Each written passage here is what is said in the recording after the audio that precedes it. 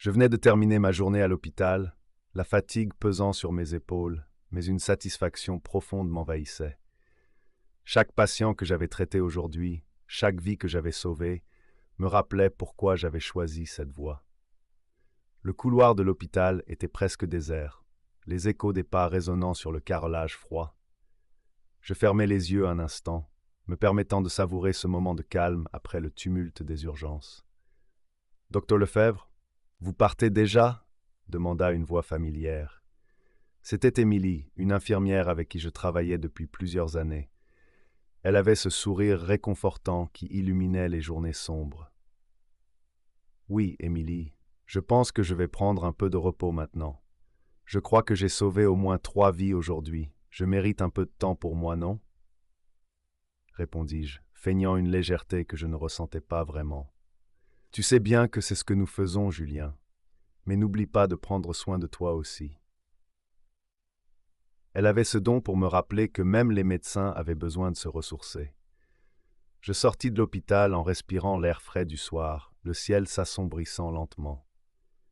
J'aimais cette transition, ce passage entre la lumière et l'obscurité, un peu comme la vie elle-même. Alors que je marchais vers ma voiture, une agitation au coin de la rue attira mon attention. Une foule s'était rassemblée autour d'un accident de la route. Mon cœur se serra. En tant que médecin, je ne pouvais pas rester indifférent face à une telle situation. En m'approchant, je vis une jeune fille étendue sur le bitume, son visage pâle contrastant avec le rouge vif de son sang. Les cris et les murmures de la foule résonnaient dans mes oreilles, mais tout ce que je pouvais voir, c'était elle. Je me frayais un chemin à travers la foule, mon esprit se mettant en mode professionnel. « Laissez passer, s'il vous plaît, je suis médecin !» criai-je, ma voix ferme. Les gens s'écartèrent, me laissant accéder à la victime. « Qu'est-ce qui s'est passé ?» demandai-je à un témoin, tout en évaluant rapidement l'état de la jeune fille. « Elle a été renversée par une voiture. Je crois qu'elle est gravement blessée, » répondit-il, l'angoisse visible sur son visage.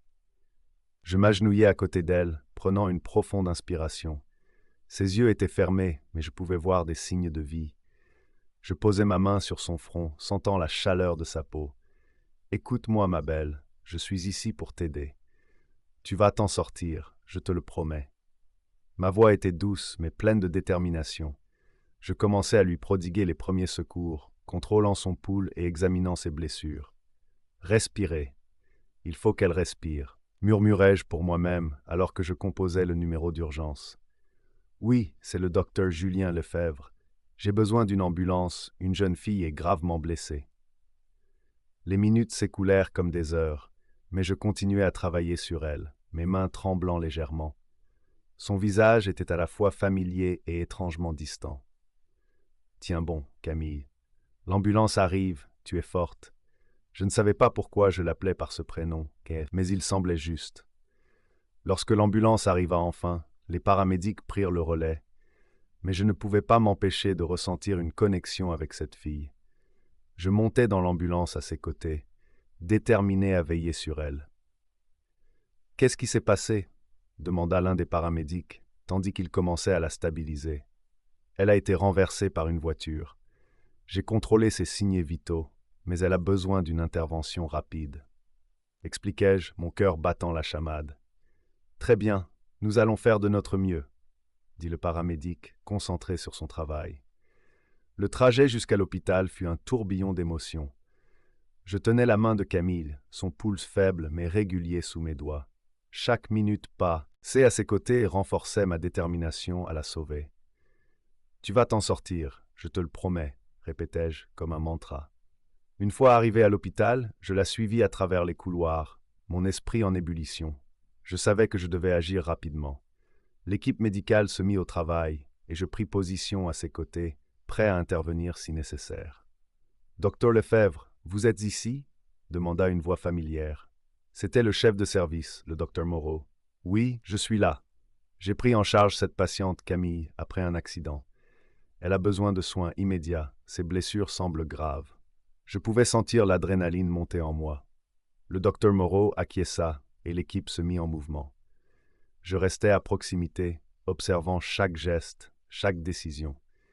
Finalement, après ce qui sembla être une éternité, les médecins réussirent à stabiliser son état.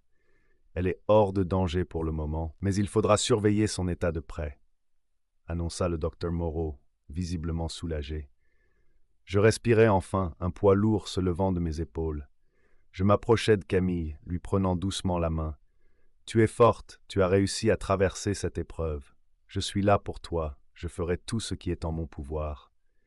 Les jours qui suivirent furent un mélange d'espoir et d'angoisse. Je visitais Camille chaque jour, veillant à ce qu'elle reçoive les meilleurs soins possibles. Elle semblait se battre, mais je pouvais aussi voir la peur dans ses yeux. J'avais compris qu'elle cachait quelque chose, un secret qui la hantait. Un soir, alors que je m'apprêtais à quitter l'hôpital, je décidai de faire un détour par sa chambre. En entrant, je la trouvai éveillée, ses yeux s'illuminant à ma vue. « Docteur Lefebvre, vous êtes revenu, » dit-elle d'une voix faible, mais reconnaissante. « Oui, je suis là. Comment te sens-tu aujourd'hui » lui demandai-je, tirant une chaise pour m'asseoir à ses côtés.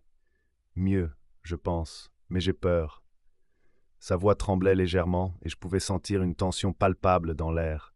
« Peur de quoi, Camille » l'interrogeai-je, ma curiosité piquée.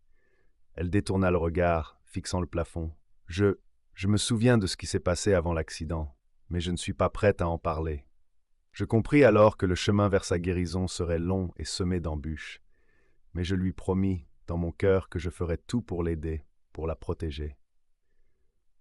Tout en quittant l'hôpital ce soir-là, une question persistait dans mon esprit.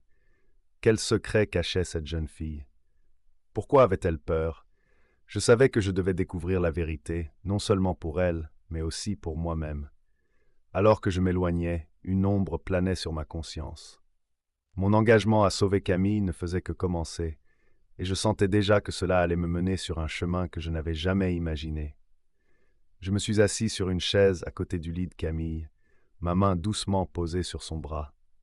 Le moniteur à côté de nous émettait un doux bip régulier, un son réconfortant qui me rappelait que, malgré tout, elle était encore là, vivante.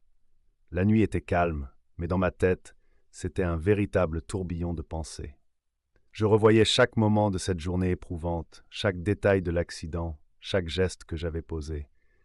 J'avais sauvé des vies auparavant, mais celle-ci était différente. Camille avait ce regard innocent, presque désespéré, qui me hantait. Je me laissais emporter par mes souvenirs, repensant à mes débuts dans la médecine.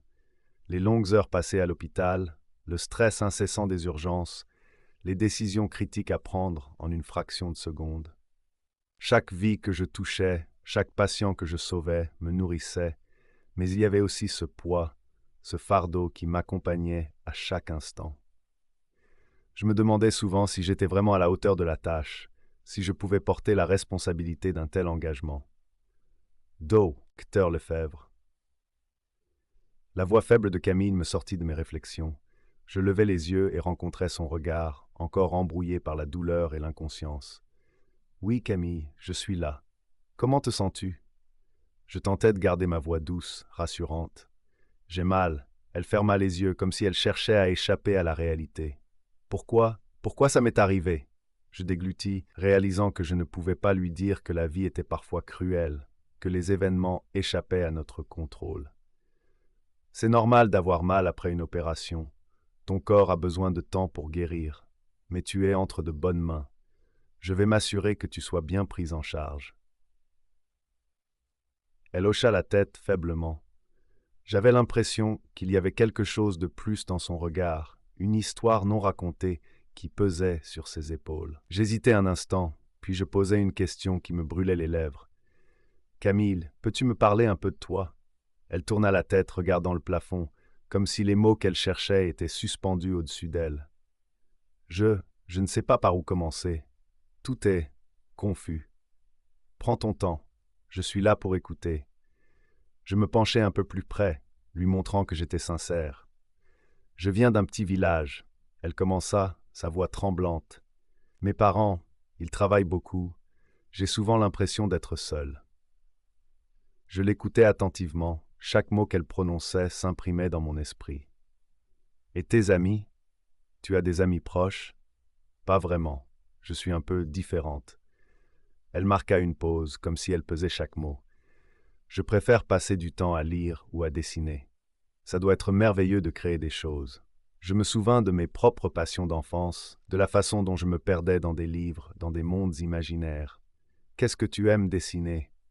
Des paysages, parfois des portraits. Un léger sourire éclaira son visage, même s'il était fugace, mais je ne les montre jamais à personne. Pourquoi pas? Demandai-je curieux. J'ai peur qu'on se moque de moi. Sa voix était à peine un murmure. Je me surpris à ressentir une profonde empathie pour elle. Cette jeune fille, si pleine de potentiel, se sentait invisible et incomprise. Je voulais l'aider, non seulement à guérir physiquement, mais aussi à retrouver cette étincelle de vie qui semblait lui manquer. La nuit passa lentement, ponctuée par les bruits familiers de l'hôpital. Je restais à son chevet, l'observant, me demandant ce qu'il se passait dans sa tête. Les heures s'étiraient, et je commençais à ressentir la fatigue m'envahir. Toutefois, une force inexplicable me poussait à rester éveillé, à veiller sur elle. Finalement, l'aube pointa à l'horizon, et je me levai doucement pour me dégourdir les jambes. Je me dirigeais vers la fenêtre, regardant la lumière se frayer un chemin à travers les nuages. C'était un nouveau jour, et avec lui, l'espoir d'une guérison. Lorsque je retournai près de Camille, je remarquai qu'elle était éveillée, ses yeux ouverts et curieux, scrutant la pièce. « Bonjour Camille, comment te sens-tu ce matin ?» demandai-je, mon cœur se serrant un peu à l'idée de la voir souffrir. « Mieux, je crois. » Elle me regarda un peu plus vive. « Est-ce que je vais sortir d'ici bientôt ?»« Je l'espère. Les médecins vont faire des examens, mais tu es sur la bonne voie. » Je lui souris, cherchant à lui transmettre un peu d'énergie positive. Et après, que va-t-il se passer ensuite? La question était pleine d'incertitude, et je voyais la peur dans ses yeux. Nous allons prendre cela un jour à la fois. D'abord, tu dois te concentrer sur ta guérison. Ensuite, nous pourrons parler de ce que tu veux faire. Je lui promis, même si je n'étais pas certain de ce que l'avenir réservait. Elle me regarda, ses yeux s'illumina d'une lueur d'espoir. « Merci, docteur. Vous êtes vraiment Jean. C'est mon travail, Camille. Je suis là pour aider. » Je réalisais que chaque interaction avec elle me touchait d'une manière que je n'avais pas anticipée. Il y avait quelque chose de spécial dans cette connexion, une sorte de promesse silencieuse. Après un moment de silence, elle se tourna vers moi, son expression devenant plus sérieuse. « Docteur, il y a quelque chose que je dois vous dire. » Je l'encourageai d'un geste de la main, lui faisant signe de continuer. Je ne me souviens pas de grand-chose. Tout est flou, mais je sais que je dois retrouver ma mère. Sa voix tremblait, et je pouvais voir la peur dans ses yeux. Je suis sûr que nous allons le découvrir ensemble, Camille. Tu n'es pas seule dans cette épreuve. Je lui pris la main, essayant de lui donner un peu de force. Après avoir passé un moment à parler, je réalisais qu'il serait bientôt temps pour moi de rentrer chez moi. Le poids de la fatigue se faisait sentir, mais je savais que je ne pouvais pas quitter l'hôpital sans lui donner un peu d'espoir. Je m'apprêtais à me lever lorsque soudain, un flash à la télévision attira mon attention. Je me tournai pour voir une image de Camille apparaître à l'écran, accompagnée d'un bandeau en bas qui annonçait une affaire de disparition. Mon cœur s'arrêta un instant. « Camille !» m'écriai-je, me précipitant vers la télévision. Elle se redressa, ses yeux écarquillés par la surprise. « Qu'est-ce que c'est ? Regarde !» Je pointai l'écran, l'angoisse me nouant l'estomac. « C'est toi. Il parle de toi. » La voix du présentateur résonnait dans la pièce, décrivant les circonstances de sa disparition, les efforts des autorités pour la retrouver. Je sentais mon cœur battre la chamade, un mélange de peur et de détermination s'emparant de moi. Qu'est-ce que cela signifiait pour Camille? Quelles vérités allaient-elles être révélées? Non, non, ça ne peut pas être vrai. Elle se laissa tomber en arrière, la terreur gravée sur son visage. Je me penchai près d'elle, ma main toujours sur la sienne. « Camille, nous allons traverser cela ensemble. Je te promets que je ferai tout ce qui est en mon pouvoir pour t'aider. » Elle hocha la tête, mais je pouvais voir que la réalité de la situation la frappait de plein fouet. La nuit passée à son chevet, les promesses faites, tout cela prenait une tournure que je n'avais jamais envisagée. Je réalisais alors que cette histoire ne faisait que commencer. Le chemin vers la guérison serait semé d'embûches, mais je savais qu'ensemble, nous pourrions faire face à tout ce qui nous attendait. Je me tenais là, dans la pièce froide de l'hôpital, le cœur lourd de révélations troublantes. Camille, la jeune fille que j'avais réussi à sauver d'un sort funeste, n'était pas simplement une victime d'accident. Elle était une fille disparue, recherchée depuis des mois. Les informations que j'avais vues à la télévision, son visage sur les écrans, s'étaient gravées dans mon esprit comme une brûlure. La réalité de son état me plongeait dans une angoisse profonde. Comment avait-elle pu se retrouver dans cette situation? Les questions tourbillonnaient dans ma tête comme des feuilles emportées par le vent d'automne. « Julien, tu es là ?» La voix douce de Sophie, ma femme, me fit sortir de mes pensées. Je me retournai pour la voir, son visage empreint d'inquiétude. « Oui, je viens d'apprendre quelque chose d'inquiétant. Camille n'est pas juste une jeune fille blessée, elle est disparue. » Mes mots sortaient précipitamment, chargés d'émotion. « Quoi? Disparue? Mais depuis combien de temps ?» Sophie s'approcha, ses yeux s'élargissant d'angoisse. Plusieurs mois, apparemment. Je respirais profondément, essayant de rassembler mes pensées. Je ne comprends pas comment elle a pu se retrouver ici, dans cet état. Sophie me prenait un moment, puis elle murmura avec une détermination soudaine. « Nous devons en savoir plus, Julien. Nous ne pouvons pas laisser cela passer. » Elle avait raison. Une vague de responsabilité me submergeait, et je savais que je ne pouvais pas rester inactif. Je devais enquêter. Nous devions découvrir la vérité sur Camille et ce qui lui était arrivé. Je pris la main de Sophie dans la mienne, cherchant du réconfort dans sa présence. « Je vais parler à la police. Peut-être qu'ils ont plus d'informations à ce sujet, » dis-je en me levant. « Je viens avec toi, » répondit-elle, déterminée. Ensemble, nous sortîmes de l'hôpital, nos cœurs battant à l'unisson, chargés d'un mélange d'angoisse et de détermination. Nous nous rendîmes au poste de police. L'atmosphère y était lourde, comme si chaque mur avait été témoin de souffrance et de lutte. Je poussai la porte du bureau, où un agent derrière un bureau feuilletait des dossiers. « Bonjour, je suis le docteur Julien Lefebvre. J'aimerais parler de Camille, la jeune fille que j'ai sauvée récemment. » Ma voix trahissait un léger tremblement, mais je m'efforçais de rester calme. L'agent leva les yeux, visiblement peu intéressé. « Oui, nous avons son dossier. Que voulez-vous savoir ?»« Je viens d'apprendre qu'elle est portée disparue. Comment a-t-elle pu se retrouver dans cet état? Qui était-elle avant cela ?» Je pouvais sentir la frustration monter en moi. « Écoutez, docteur, nous avons beaucoup de cas à traiter. Camille est une victime, oui, mais nous avons d'autres priorités en ce moment. » L'agent retourna à son dossier, ignorant ma détresse. « C'est inacceptable, » m'écriai-je, la colère bouillonnant en moi. « Cette fille a besoin d'aide et vous semblez vous en moquer. » Sophie me prit par le bras, tentant de me calmer.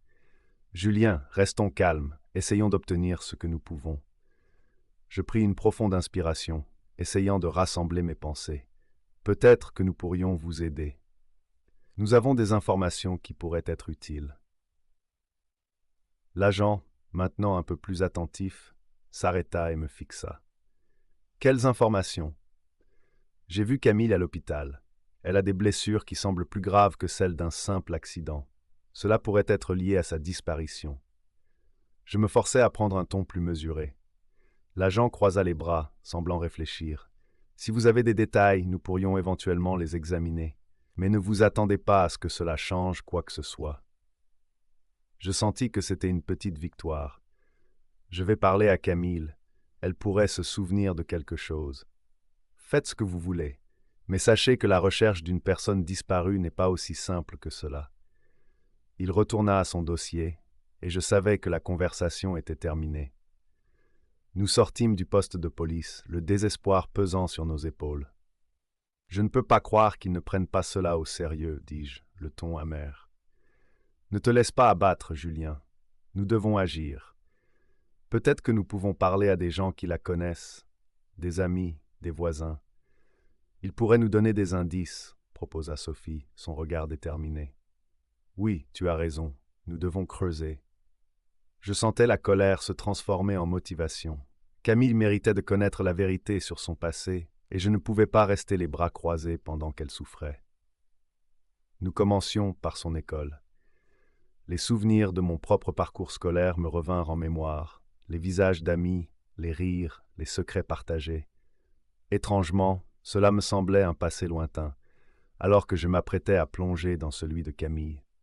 Arrivé devant l'établissement, je ressentis une anxiété croissante. Je me présentai au secrétariat et demandai à parler à quelqu'un qui connaissait Camille.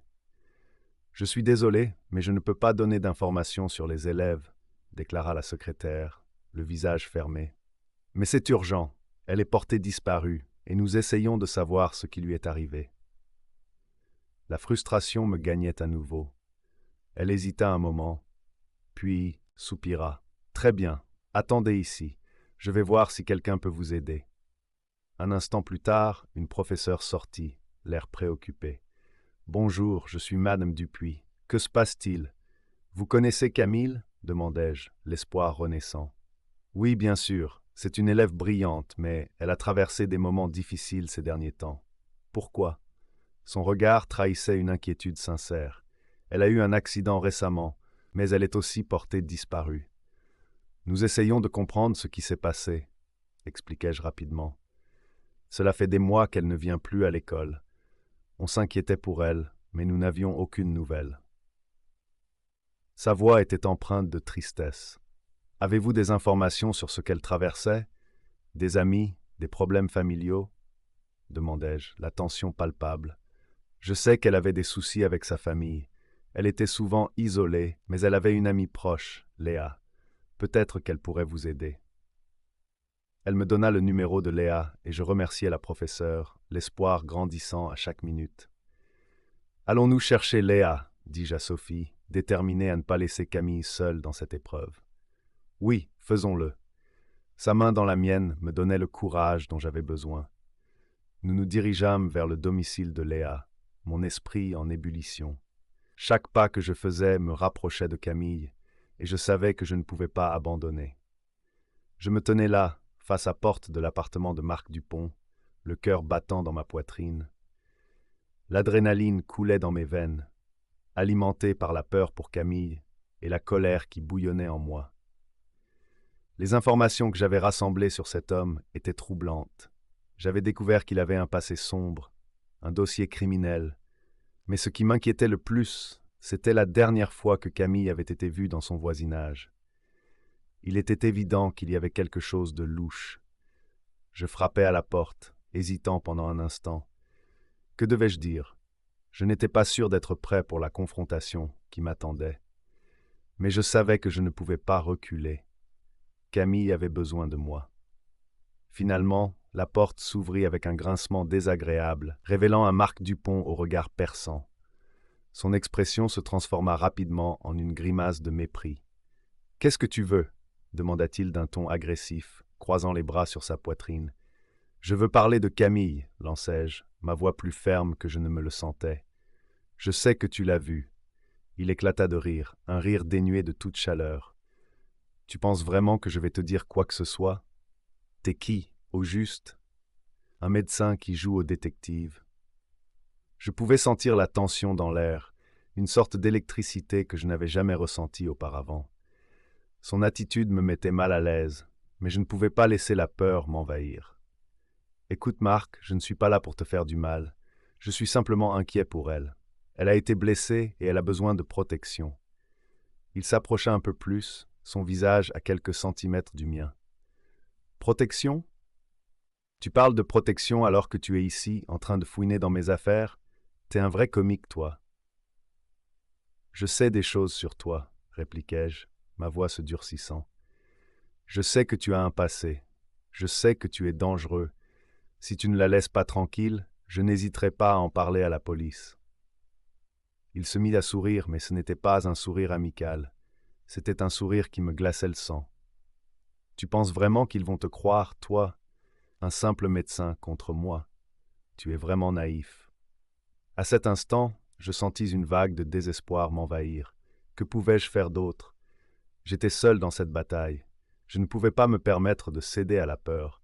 « Je sais que tu es impliqué dans quelque chose de bien plus grave que tu ne le penses, » continuai-je, tentant de garder un ton calme malgré mon cœur qui battait la chamade. Si quelque chose arrive à Camille, je te jure que je ferai tout ce qui est en mon pouvoir pour te faire tomber.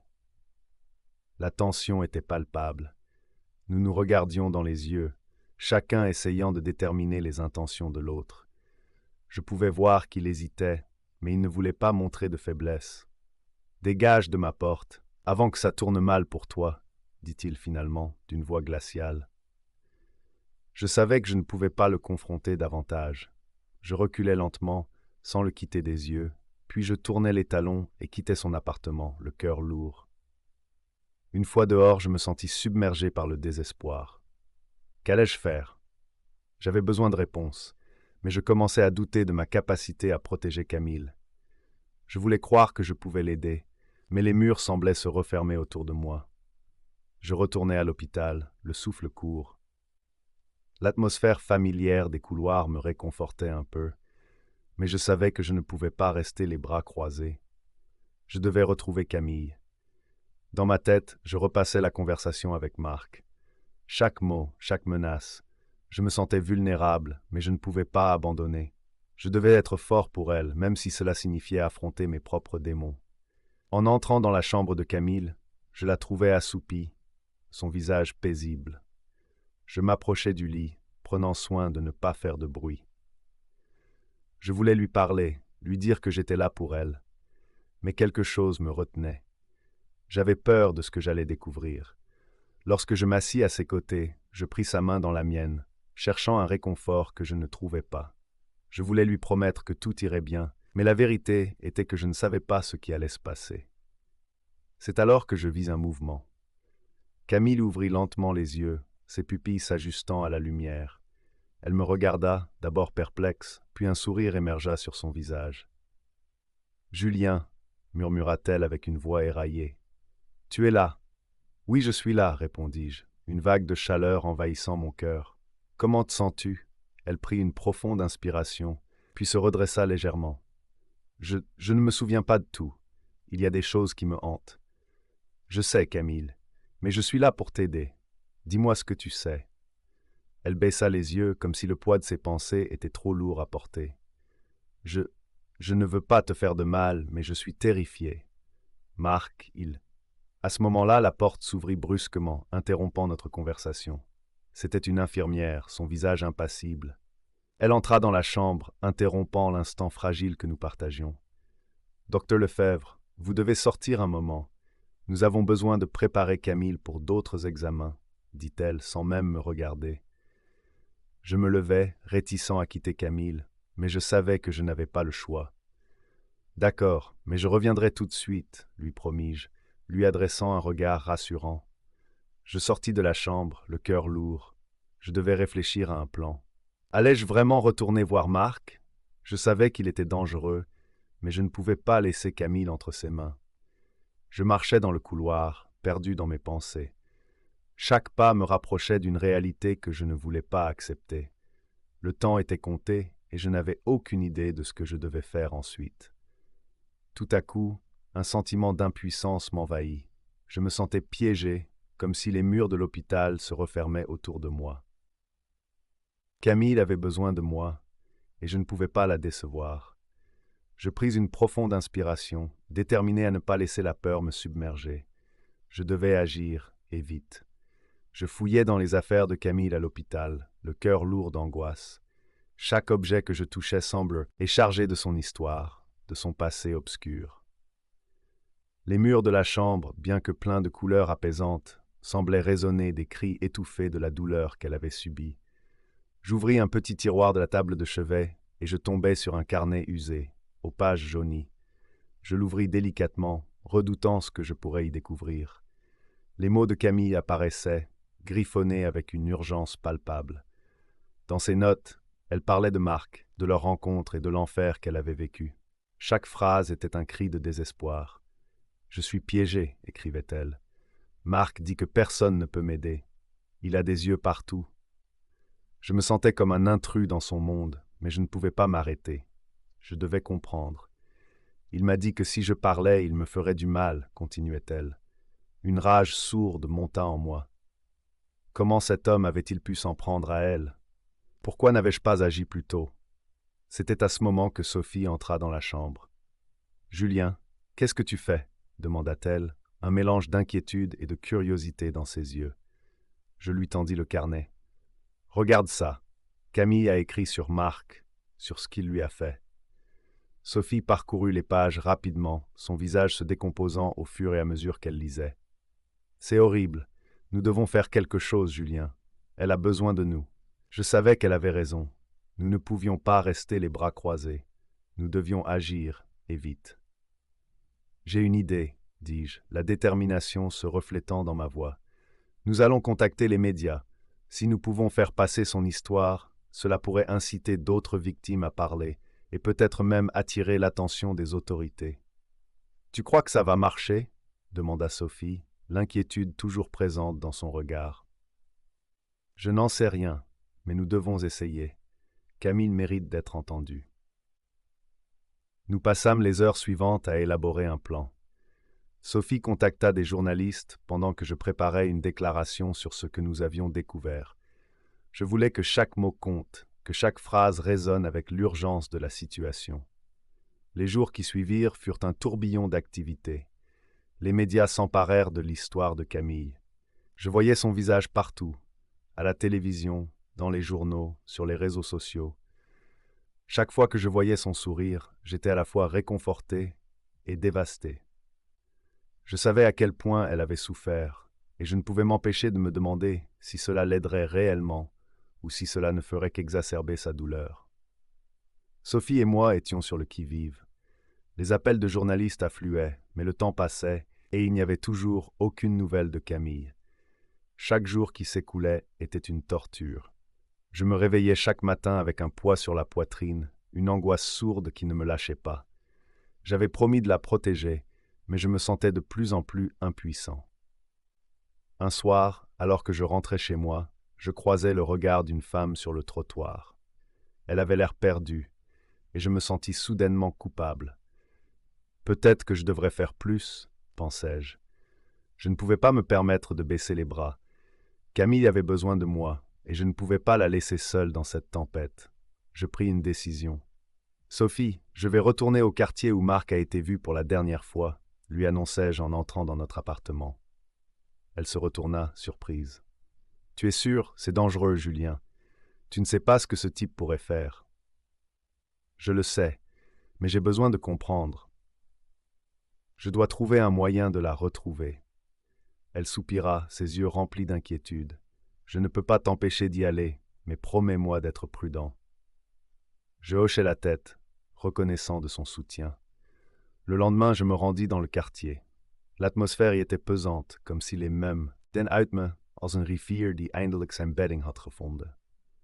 Ik vertelde over die dag, de drang die ik voelde om Jasper te waarschuwen. Het leek zo onwerkelijk dat ik hem had gezegd niet op reis te gaan, maar ik wist dat het belangrijk was. Ik vertelde hem dat het niet veilig was, maar hij lachte het weg.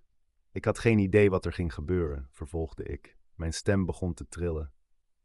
Toen hoorde ik over het ongeluk. Het voelde alsof mijn hart in 1000 stukjes brak. Ik zag de gezichten van de juryleden veranderen. Enkele leken aangedaan door mijn woorden. Ik heb me schuldig gevoeld, als ik maar iets had kunnen doen. Mijn stem verging bijna in een fluistering. Maar er is meer. Tijdens mijn tijd in het ziekenhuis hoorde ik dingen over corruptie binnen zijn bedrijf. De rechter leunde voorover, zijn interesse gewekt. Kunt u dat verder uitleggen? Ja, zei ik, mijn moed nam toe. Ik hoorde gesprekken tussen zijn zakenpartners. Ze praten over hoe ze hun winst wilden maximaliseren, zelfs als dat betekende dat ze Jasper en Marieke in gevaar zouden brengen. Ze waren bereid om over lijken te gaan voor geld.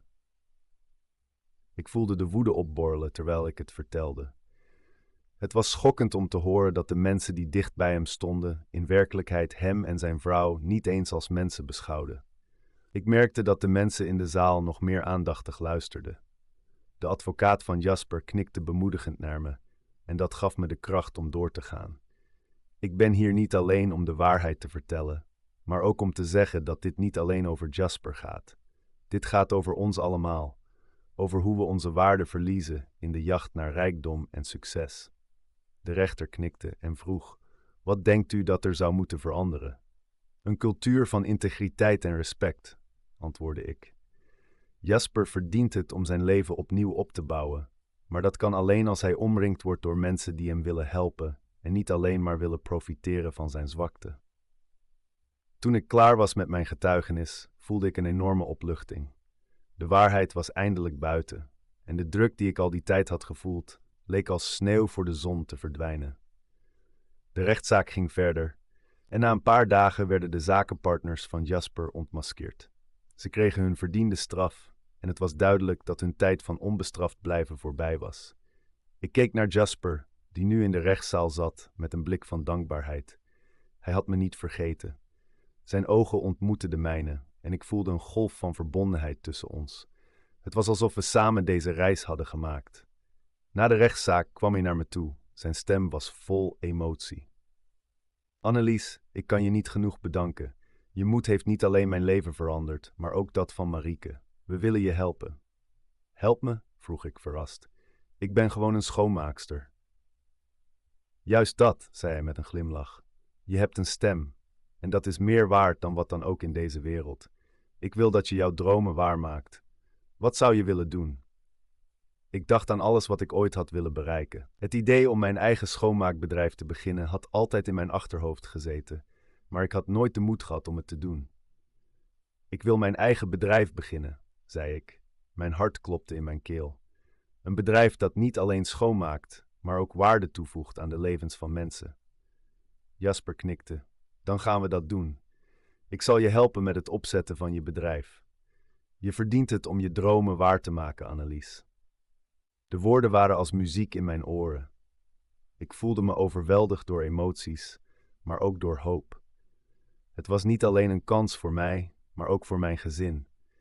Ik zag een toekomst voor me waarin we niet langer moesten worstelen om rond te komen. Naarmate de weken verstreken, hielp Jasper me om mijn bedrijf op te zetten. Hij stelde me voor aan mensen die me konden helpen en met zijn steun begon ik de fundamenten te leggen voor wat een succesvol schoonmaakbedrijf zou worden. Het was hard werken, maar ik voelde me levendiger dan ooit. Elke dag leerde ik meer, niet alleen over het bedrijf, maar ook over mezelf. Uiteindelijk opende ik mijn eigen schoonmaakbedrijf en de eerste dag dat ik mijn deuren opende, voelde als een overwinning. Ik had het gedaan. Toen ik door de straten van Amsterdam reed, voelde ik een nieuwe energie in mijn hart. Ik zou een verschil maken, niet alleen in mijn leven, maar ook in dat van anderen. Jasper en Marieke herbouwden hun leven ook. Ze waren veranderd, niet alleen door wat er gebeurd was, maar ook door de lessen die ze hadden geleerd. Ze omarmden nieuwe waarden en respecteerden de mensen om hen heen. En af en toe, als ik hen tegenkwam, glimlachten we naar elkaar, wetende dat we samen een onwaarschijnlijke reis hadden gemaakt. Het leven was niet perfect, maar het was mijn leven en ik omarmde elke uitdaging die op mijn pad kwam. En dat, zo besefte ik, was de ware betekenis van succes.